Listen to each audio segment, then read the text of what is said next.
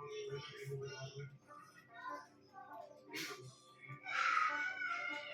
makikita nyo, yung mga puno, nilagyan nila ng treehouse, yung burol, nilagyan nila ng ganito-ganito for photo, yung picture nyo dito, background mo is yung chocolate hills.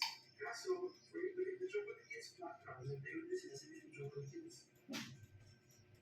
Alright guys, so ngayon nandito kami sa entrance ng Captain's Peak Resort. Sa entrance nito, mayroong malaking barko. Si Simon ang may-ari nito, kaya ganito ang disenyo. Tutulad tunay ba ito? Tunay. Laki ng bunga pa yun. Okay, ito yung entrance nila. Siguro dito yung bayaran ng kung magkano man yung entrance nito. Andito pa ang ilang gamit na resort. Christmas decors at mga daily time card. Actually, ito lang yung resort. Magyan ko mama sa electric. Magyan